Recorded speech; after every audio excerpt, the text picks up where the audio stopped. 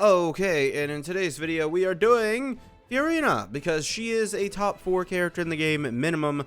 Literally, I put her at number 4 on my tier list personally, just because, well, yeah, sure, she is pretty good in a lot of scenarios. She is restricted.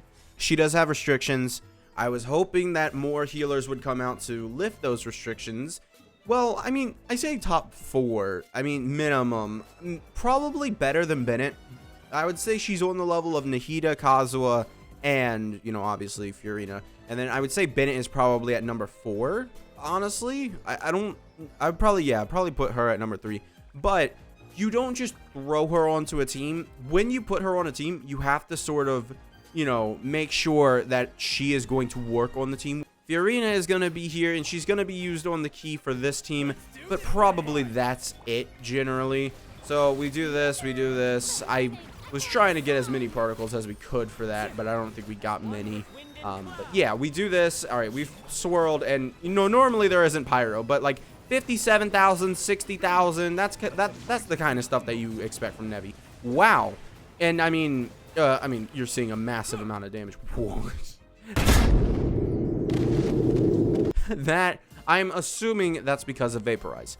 Now, I don't know how well you might have seen, you know, how Nevi worked there, but, you know, Furina definitely helped out that team, right? Yeah, this is just going to be me showing her on, like, 4 teams, maybe. I don't know how many teams I actually have, but there is a decent amount of teams nowadays that, you know, use Furina, and she isn't, like, hard to use at all with her. Now, the issue with Furina is that, yeah, we have to use the key at this point. Or we have to use Favonius. Favonius is a weapon that I love using on her because it makes her so much more versatile, and I feel like it just opens up those gates even more, because this is the most limited support I think we have. I think that is a legitimate thing. Like, this is the most limited support we have. No. Well, I mean, other than, like, maybe Yunjin, which is only buffing specific, like, ways of attacking, maybe, but I still feel like this is, you know, like, one of the most limited supports, because I don't get why, but they just really didn't want to give her, like, you know, the Giga support. But beyond just her support, it's also her damage. Her damage, like, as a sub DPS type character, because some people will call her a sub DPS. I prefer just to call off-field characters that deal damage support still. But some people will call her a sub DPS because she does so much off-field damage. And it's not exactly like she's doing nothing. I mean, 7,000? I mean, 8,000? Okay, so, funny thing. We kind of got some new puppies. 19,000. Alright, so yeah, that's a lot better, because I was, like, kind of, you know, worried. But this is without any buffs. This is just her hitting 19,000, because we are not, you know, like, buffing with, you know, like, swirling that. So, like, 19,000-ish, you know, with Favonius. I mean, that adds up, and she ends up adding, also, yeah, Zhao was not on a proper weapon there, but who cares? This is more for Furina. Zhao being on a proper weapon would not have changed much, right? You can't keep getting away with it! I would say Sinyun is probably the best character for Furina, just outright. I don't think that there is a single better character that uses, like, Furina's, you know, moveset. I am actually going to test this one out. I forgot I have this. This is just a fun team that I like to do, just occasionally. Like, if I'm going up against, like, I guess the Pyrolectors and, you know, Spiral Abyss, like, dude, I love to run this team, because it's such a, like, a brain dead, do whatever you want, because you just have so much off-field damage that it doesn't really matter. And then Kokomi here is healing your entire team, right? So you're getting Furina to give you, you know, stuff. I don't know if Yelan snapshots, but I do know Xingqiu does. So Xingqiu benefits basically nothing from the damage bonus. Like, I don't know. I'm pretty sure that Yelan snapshots, but I wouldn't be, like, surprised if she didn't.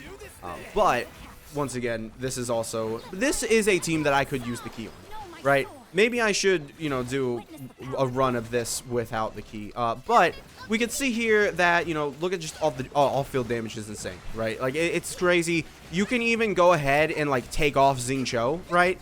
And put on Kazuha, and it'd probably increase the damage overall. This is just, like, this one team is just, like, you don't have to worry about energy. Energy is super easy to get, right? Because, like, I mean, just looking at this, I mean, it's not exactly that hard, right? Furina also is generating hydro particles. Like, She is a really, really good character. But if you do hear the barking in the background, we just got 2 new puppies, so yeah. And then also today was one of my other dog's birthday. I have 11 pets.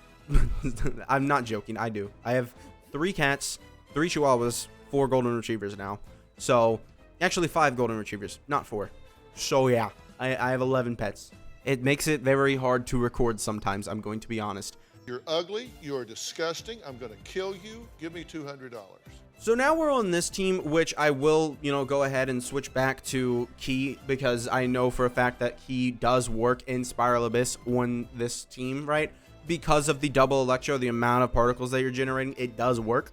Now, one thing I will say about this team is that, as you can see, we have no team-wide healer. This is the main thing. If we had a Dendro team-wide healer, this team would skyrocket.